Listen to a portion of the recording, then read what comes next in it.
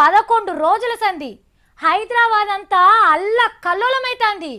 తుఫాన్ వచ్చినా సునామీ వచ్చినా తట్టుకుందాం గాని పాషిపోయిన చెత్త నుంచి వస్తున్న సువాసనను తట్టుకునుడైతే ఎవ్వరితోనే అయితలేదులా. ఇది అంతం కాదు, ఆరంభం అని సపాయోళ్ళు. ఆరంభం కాదు, ఎప్పుడో అంతమైందని ఆఫీసర్లు. కానీ కంపు వాసనను తట్టుకోలేక పార్టీలన్నీ ఏకమైనట్టుగా అనిపిస్తుంది. పని బంద్ పెట్టి కొట్లాడితే కొట్లాడిన దానికన్నా ఎక్కువనే ఇస్తారని కార్మికులు సమ్మె చేస్తే తొలుసు దినం ఏమన్నారో 11 రోజులు అయినాక కూడా గట్టనే ఉన్నది పరిస్థితి. కార్మికుల ఆశలు అర్థాహారం మొలకలేకనే ఎండిపోయేసరికి శుక్రవారం రాష్ట్రం అంతా బంద్కు పిలుపునిచ్చినాయి కార్మిక సంఘాలు.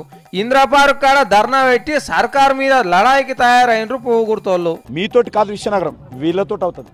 వీళ్ళ యొక్క ఆకలి తీర్చకపోతే విశ్వనగరం కాదు. ఏ పారిశుద్ధ కార్మికులైతే దేవుళ్ళు అన్నారో విన్నారు కదా. దీపానికి సమర్ లెక్క సమ్మెకింత ఆసరైతున్నారు ప్రతిపక్ష పార్టీల లీడర్లు. పోలీసు వాళ్ళు ఆర్మీ వాళ్ళతోటి పని చేపిస్తాం అని కార్మికులను బెదిరిస్తారా అని సర్కారును తిట్టిపోసి ధైర్యం నూరిపోస్తున్నారు. కానీ కొందరు మాత్రం కొన్ని వద్దులైనాక చూడుండ్రి, ఇవాళ కేసీఆర్ సార్ దిష్టి బొమ్మలు దలగబెట్టినోళ్ళే పాల పాకెట్లతోనే ఆయన ఫోటోలకు అభిషేకాలు చేస్తారని షరతుగా అత్తున్నారు. చూడాలే మరి సీఎం సారు దేవుళ్లకు దేవుడు అవుతాడో లేదో.